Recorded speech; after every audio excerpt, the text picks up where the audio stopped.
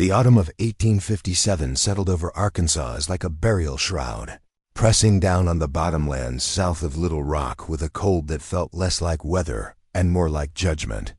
Cottonwood trees along the river had shed their leaves early that year, standing naked and skeletal against a sky the color of a bruise, and the enslaved men and women who worked Ruddle Plantation moved through their days beneath those bone-white branches as though the world itself was trying to warn them about something coming that no language had been given words for yet. Colonel Jeremiah Ruddle had built his empire on a contradiction. Born in Massachusetts to a family of modest abolitionists, he had arrived in Pulaski County at 23 with northern capital and a hunger that the clean moral air of New England could not satisfy.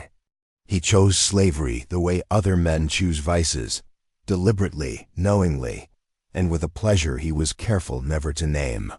He kept records of his punishments in leather-bound journals. He maintained breeding charts for his human property with the same detached precision a naturalist might apply to studying beetles. Where other planters were simply cruel, Ruddle was methodical, and there is something uniquely terrible about cruelty that keeps good records.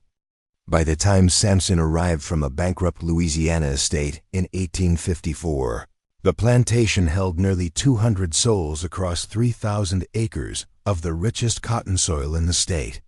The bill of sale that transferred Samson north had contained language so strange that the colonel's solicitor had flagged it twice before stamping it approved. Strong constitution, unusual physical capabilities, possible medical anomaly. Buyer assumes all risks.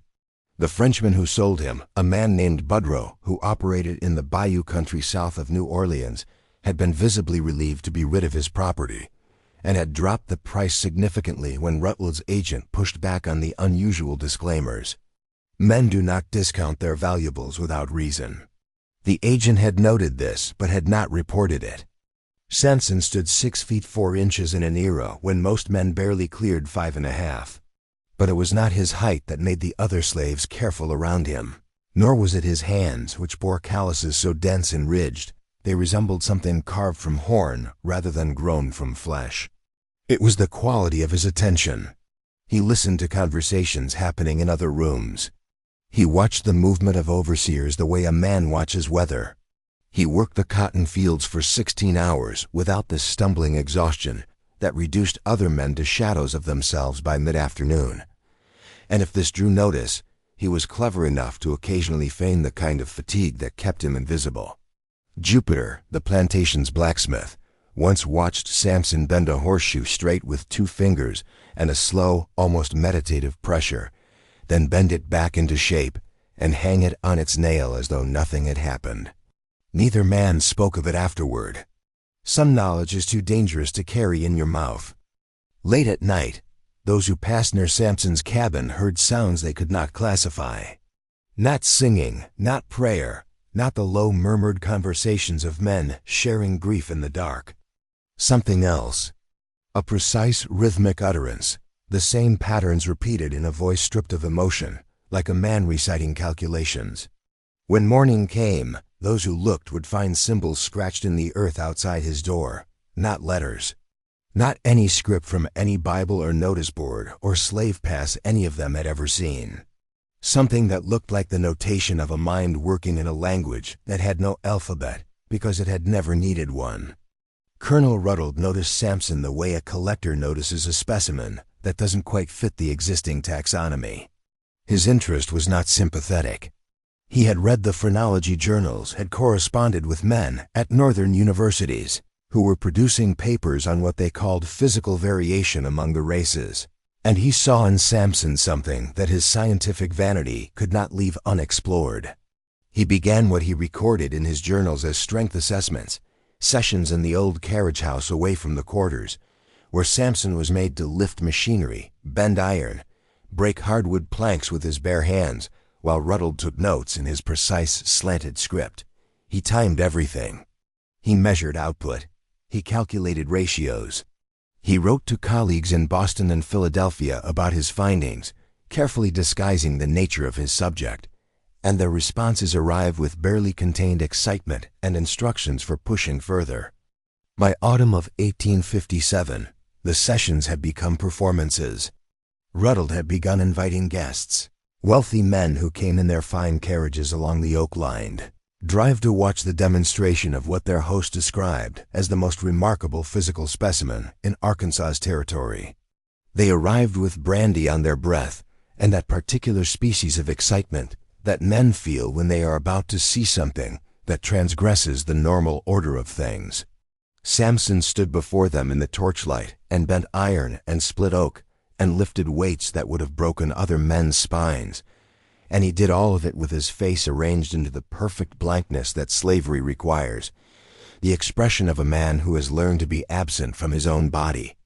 But the house servants moved through the colonel's study like shadows with eyes, and what they saw in Ruttle's journals, left open on his desk in the careless confidence of a man who believed his property could not read, carried a cold like river water in January, terminal experiments, ultimate strength limitations, acceptable losses in the service of scientific advancement. These were not the words of a man planning a performance. These were the words of a man planning a conclusion. Thanksgiving arrived with a Christmas in the air that felt deceptive, the kind of beautiful day that history sometimes selects for its worst events. 40 guests came for the feast, men of standing from Memphis and New Orleans and Helena and Little Rock, including a German professor named Voss who had traveled from St. Louis specifically for the evening's entertainment, and who brought notebooks in 3 languages and a reputation for studying what he called physical anthropology with the gleaming enthusiasm of a man who had never been the subject of anyone's study. The dining room smelled of roasted meat and candle wax, and the particular sweetness of men who believe the world belongs to them. After dinner, Ruddle led his guests out to the carriage house through the cold Arkansas night. Torches had been arranged around the perimeter. Testing apparatus filled the cleared space. Iron bars of graduated thickness, sections of railroad iron, weights that no reasonable person should have attempted to lift.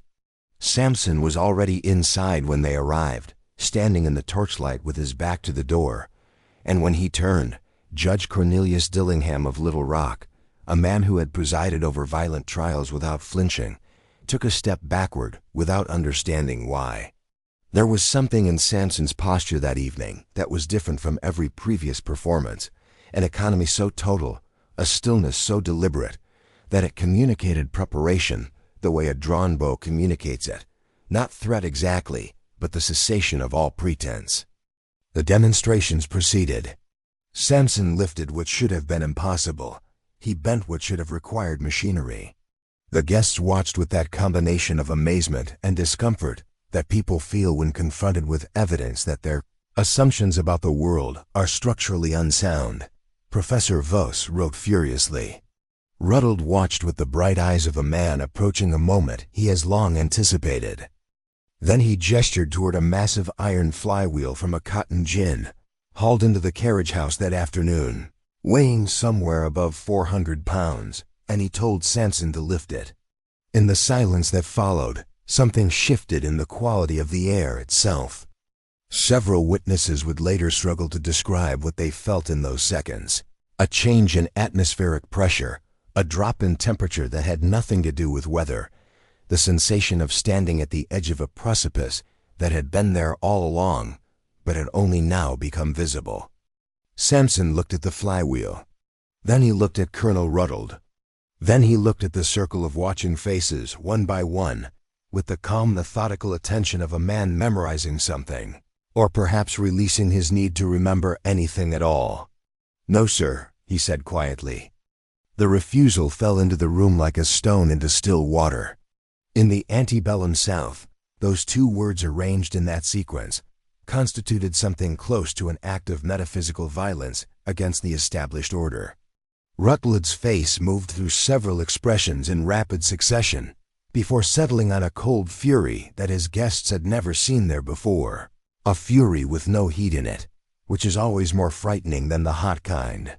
"You will do as I command," Ruddle said. "No, sir," Samson said again, and then he smiled. And the men who saw that smile carried it in their chests for the rest of their lives like a splinter the body cannot expel. What happened next took less time than it takes to describe. Samson crossed the distance between them with a fluid swiftness that seemed to belong to a different physics than the one governing everyone else in the room. Ruddle had time to raise his hands. He may have had time to form a thought. He did not have time to speak.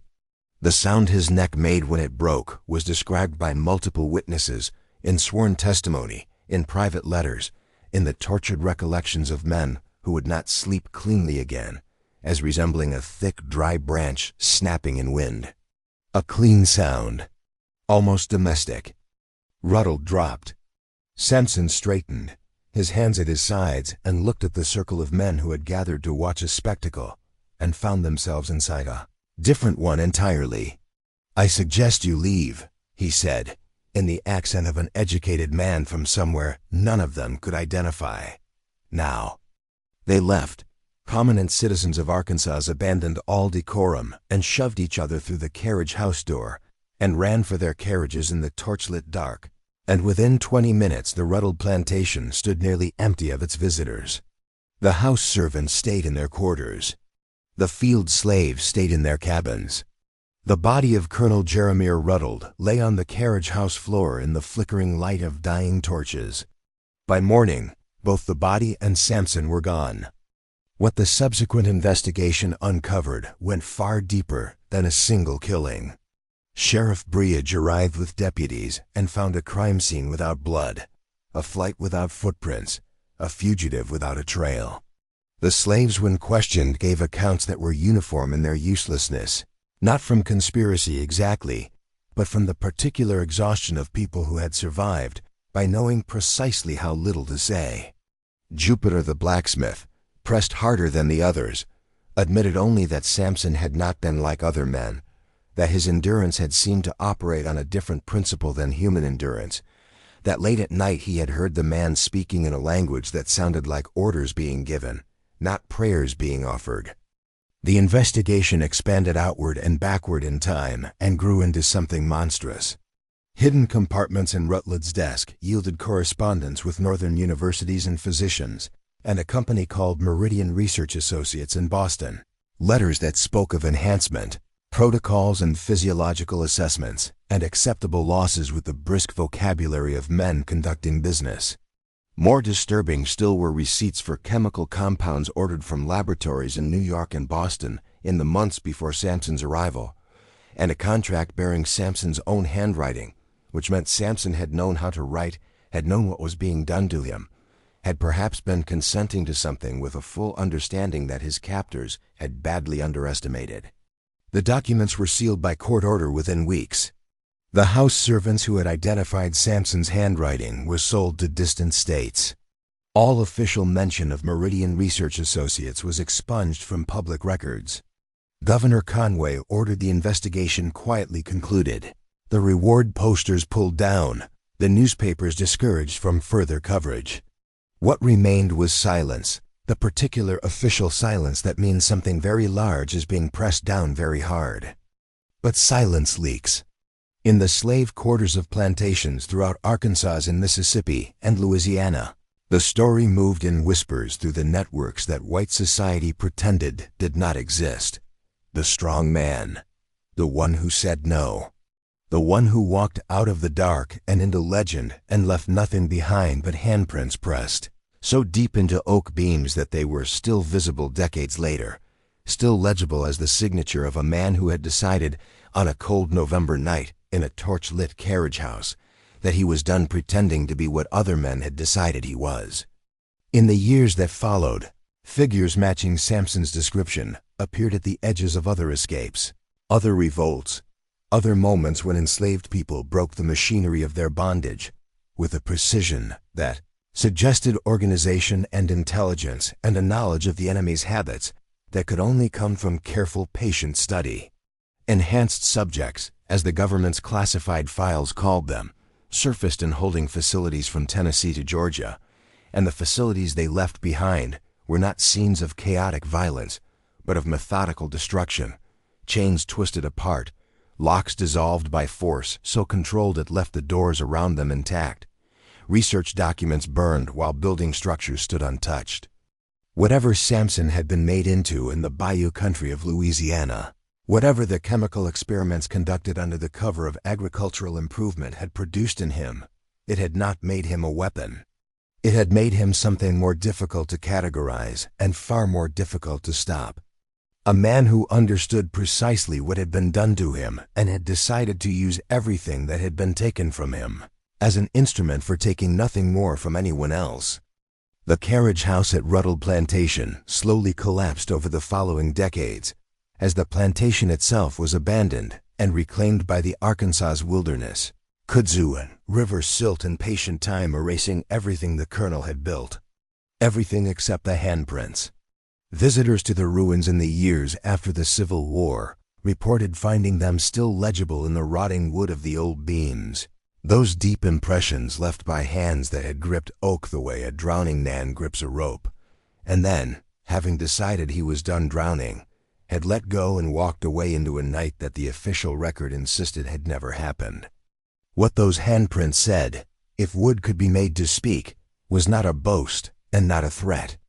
It was something simpler and more permanent. The notation of a man who had passed through a door that no one who built the room had ever intended to leave open, pressed his mark into the frame on his way out, and never looked back. The autumn leaves fell over the ruin, and the river ran south toward the Gulf, and somewhere beyond the edge of any record that survived, the strong man kept moving, which is all that any of us can do when we have finally decided we are free.